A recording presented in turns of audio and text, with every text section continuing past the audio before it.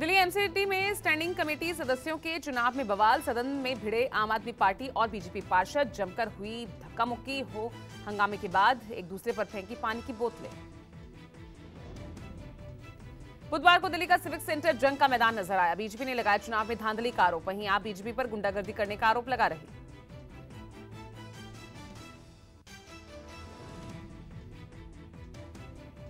हंगामे की वजह से सदन की कार्यवाही रात 11:15 बजे 1 घंटे के लिए स्थगित करनी पड़ी। बीजेपी का कहना है स्थायी समिति सदस्यों के चुनाव के समय मेयर ने नियमों को तोड़ा।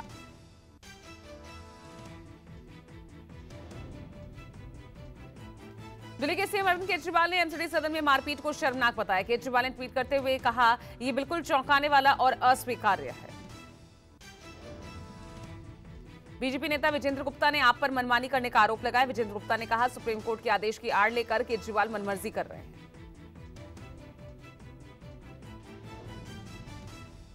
और रात के 2 बजे तक सदन चला रहे हैं आप। ये नाम लेकर कि सुप्रीम कोर्ट का झूठ बोल रहे हैं आप। सुप्रीम कोर्ट के फैसले में कहीं ये नहीं लिखा है आप किसी भी हाउस को, आपको लगता है आप 2-2, 3-3 घंटे के लिए अभी भी हाउस को एडजॉर्न कर रहे हैं। आप कल दोपहर को 2 बजे का हाउस फिक्स कीजिए और उसके बाद 12 घंटे तो सदस्यों को तैयार होने के लिए, चेंज करने के लिए, फ्रेश होने के लिए टाइम दीजिए। देर रात सदन की कार्यवाही दोबारा शुरू हुई तो फिर हंगामा, जिसकी वजह से दूसरी बार कार्यवाही घंटे भर के लिए स्थगित हुई। आप सांसद संजय सिंह ने बीजेपी पर हमला करते हुए कहा कि बीजेपी का चाल, चरित्र और चेहरा पूरी तरह उजागर हो गया है। आज इस देश की राजधानी से बीजेपी का चाल, चरित्र और चेहरा पूरा देश देख रहा है। हम लोग यहाँ डटे हैं, रुके हैं, जमे हैं तब तक जब तक चुनाव नहीं हो जाता। दिल्ली के डिप्टी सीएम मनीष सिसोदिया ने कहा कि एमसीडी चुनाव में हार से बौखलाई बीजेपी अब गुंडागर्दी पर उतर आई है। एक महिला मेयर के साथ मारपीट करने की कायराना हरकत की गई।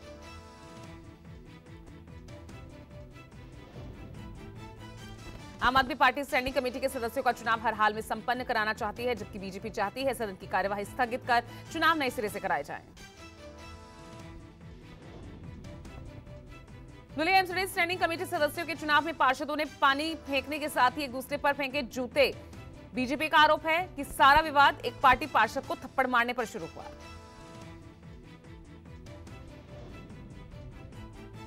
दिल्ली में पहली बार आम आदमी पार्टी ने मेयर पद हासिल कर जीत हासिल की है। आपकी शैली ओबरॉय दिल्ली की नई मेयर बनी। आम आदमी पार्टी की शैली ओबरॉय को 150 वोट मिले। उन्होंने बीजेपी की रेखा गुप्ता को 34 वोटों से हराया। दिल्ली नगर निगम मेयर चुनाव में 10 मनोनीत सांसद, 15 विधानसभा सदस्यों के साथ सभी पार्षदों ने वोट डाला। 3 बार टलने के बाद चौथी बार हुआ था चुनाव। दिल्ली एमसीडी डिप्टी मेयर पद पर भी आपका कब्जा। मोहम्मद इकबाल ने बीजेपी के कमल बागड़ी को हराया।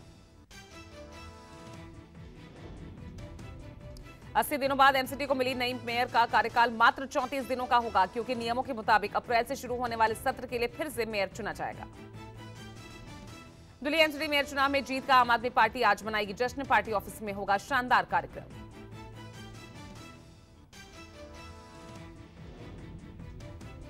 दिल्ली सीएम केजरीवाल सुबह 11 बजे कार्यक्रम को करेंगे संबोधित। जश्न समारोह में पार्टी के सभी सांसद, विधायक और पार्षद होंगे शरीक। आम आदमी पार्टी ने एमसीडी से 20 साल बाद किया है बीजेपी को बेदखल।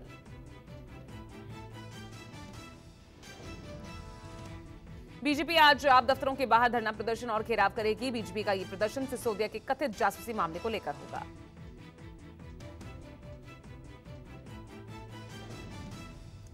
2024 में विपक्षी एकता की कवायद के बीच कांग्रेस तृणमूल कांग्रेस में तनातनी। दोनों पार्टियों ने एक दूसरे पर किया हमला। टीएमसी को बीजेपी का सहयोगी बताने संबंधी राहुल के बयान पर हुआ विवाद।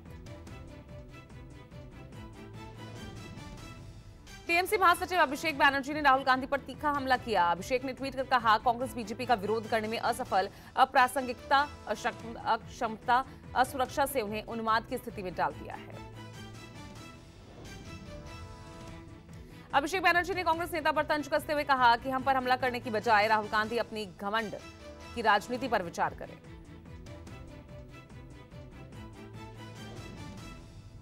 मेघालय में एक चुनावी सभा को संबोधित करते हुए राहुल गांधी ने किया टीएमसी पर हमला। बीजेपी का सहयोगी बताते हुए राहुल ने कहा, हिंसा घोटाला टीएमसी की परंपरा है।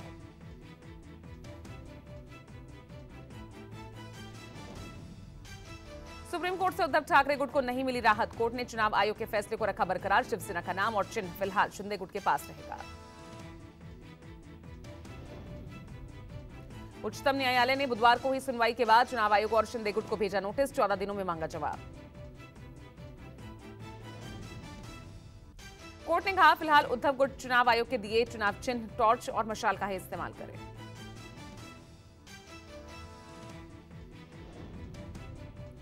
शिवसेना के नाम निशान विवाद पर बोले एनसीपी प्रमुख शरद पवार। इलेक्शन कमीशन ने वही किया जो सरकार चाहती है। पवार ने कहा बाला साहेब ने पार्टी की जिम्मेदारी उद्धव ठाकरे को दी थी। चुनाव आयोग ने 17 फरवरी को शिवसेना का नाम धनुष बाण और निशान पर शिंदे गुट की मोहर लगाई थी। ईसी के इस फैसले को उद्धव ने एससी में चुनौती दी थी। सामना लेख पर बीजेपी नेता राम कदम ने ट्वीट कर शिवसेना पर पलटवार किया। कहा लगता है शायद रात की अब तक उतरी नहीं। राम कदम ने अपने ट्वीट में लिखा कि जो लोग अपने भाई और रिश्तेदारों तक को जोड़कर नहीं रख सके तो प्रधानमंत्री नरेंद्र मोदी के खिलाफ सबको एक करने निकले हैं। राम कदम ने उद्धव ठाकरे पर तंज कसा। कहा घर में काम करने वाले लोग तक तो छोड़ गए, अब सब एकनाथ शिंदे के साथ हैं। रामनाथ कदम का ट्वीट संजय राउत के उस बयान के बाद आया जिसमें संजय राउत ने कहा था अमित शाह सही मायनों में महाराष्ट्र और मराठी मानुष के दुश्मन हैं। पीएम मोदी आज पोस्ट बजट वेबिनार को करेंगे संबोधित। पीएम का संबोधन सुबह 10 बजे होगा।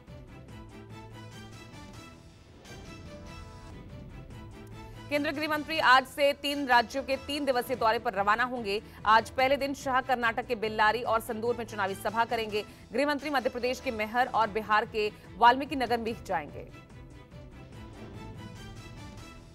छत्तीसगढ़ में कांग्रेस का 85वां अधिवेशन शुक्रवार से शुरू हो रहा है। सम्मेलन की चल रही तैयारियों के बीच आज पार्टी के राष्ट्रीय अध्यक्ष खड़गे पहुंचेंगे रायपुर।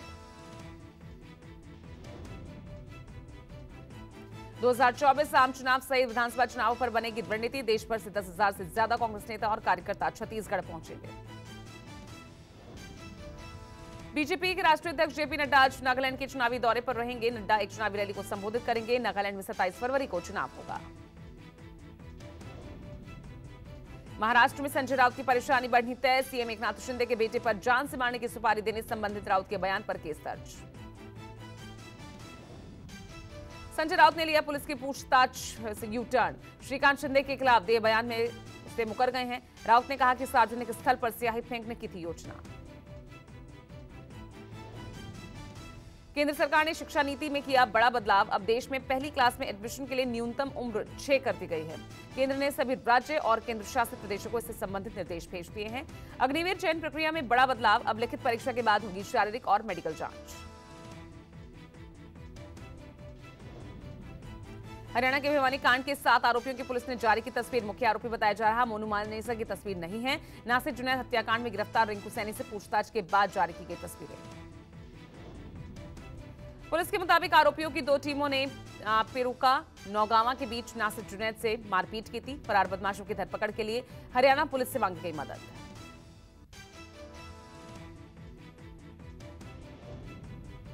भिवानी कांड के आरोपी मोनू मानेसर के समर्थन में पलवल में महापंचायत। मोनू को साजिशन फंसाने का आरोप। महापंचायत में मामले की सीबीआई जांच की मांग की गई। कल मानेसर में मोनू के समर्थन में महापंचायत की गई थी और इस दौरान सैकड़ों लोग मौजूद थे। लोगों ने इस दौरान नेशनल हाईवे को भी जाम कर दिया था। पंचायत ने कहा कि मोनू को बेवजह परेशान किया जा रहा। पहले शराब घोटाला और अब जासूसी कांड में बढ़ी दिल्ली के डिप्टी सीएम मनीष सिसोदिया की मुश्किलें। जासूसी के आरोपों पर सीबीआई जांच की गृह मंत्रालय से मिली मंजूरी। सीबीआई ने दिल्ली सरकार की फीडबैक यूनिट पर जासूसी का आरोप लगाया है। सीबीआई ने एमएचए से मनीष सिसोदिया और दूसरे अधिकारियों के खिलाफ केस दर्ज करने की मांग की थी।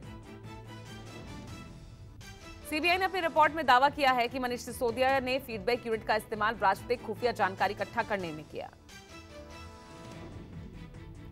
सीबीआई को एफआईआर की मंजूरी मिलने के बाद सिसोदिया ने ट्वीट किया, कहा अपने प्रतिद्वंदियों पर झूठे केस करना और एक कमजोर और कायर इंसान के निशाने हैं।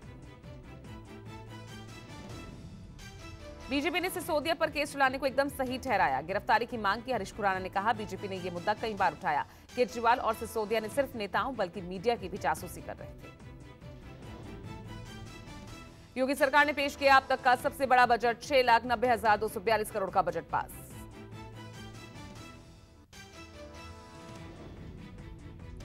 बजट में 32,721 करोड़ 96 लाख रुपए की नई योजनाएं शामिल। बुंदेलखंड की विशेष योजना के लिए 600 करोड़। बजट के जरिए बुनियादी ढांचे को और मजबूत करने पर जोर, शिक्षा स्वास्थ्य के साथ प्रदेश की अर्थव्यवस्था पर फोकस। बजट पर बोले मुख्यमंत्री योगी आदित्यनाथ, कहा यूपी के बजट में पीएम मोदी का विजन, $1 ट्रिलियन इकोनॉमी के लिए बजट।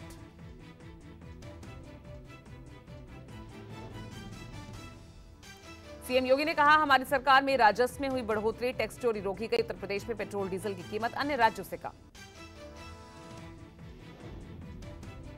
बजट भाषण में स्वास्थ्य व्यवस्था के लिए 12,650 करोड़ रुपए खर्च करने का ऐलान किया गया। यूपी के हर जिले में मेडिकल कॉलेज खोलने की घोषणा की गई। झांसी और चित्रकूट लिंक एक्सप्रेसवे के लिए 235 करोड़ का ऐलान। सुरेश खन्ना ने कहा कि कपड़ा उद्योग में 31,000 युवाओं को रोजगार देने का लक्ष्य। सुरेश खन्ना ने कहा देश की जीडीपी का 8% से ज्यादा योगदान यूपी का है। यूपी कई क्षेत्रों में देश के अग्रणी राज्य के रूप में उभरा है। सदन में काली शेरवानी पहनकर पहुंचे अखिलेश यादव, बजट को बताया दिशाहीन बजट। कहा छोटे उद्योगों को सरकार ने बर्बाद किया। योगी सरकार के बजट को अखिलेश यादव ने दिशाहीन बताया और कहा बजट में ना तो महिलाओं के लिए कुछ है और ना ही युवाओं के लिए।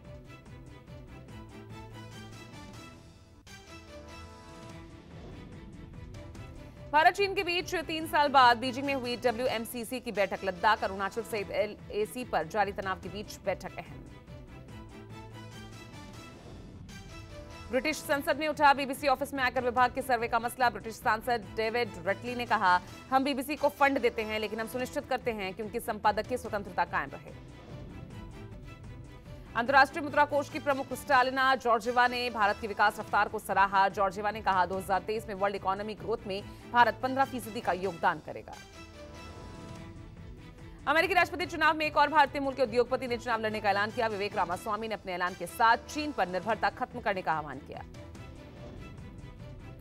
अमेरिका से दिल्ली आ रही एयर इंडिया की फ्लाइट की स्वीडन के स्टॉकहोम में इमरजेंसी लैंडिंग। तेल टैंक से रिसाव की वजह से स्टॉकहोम में उतारा गया। पाकिस्तानी मूल के कनाडाई लेखक तारिक फतेह को मिली सर तन से जुदा करने की धमकी। फतेह ने ट्वीट कर खुद धमकी मिलने की बात कही।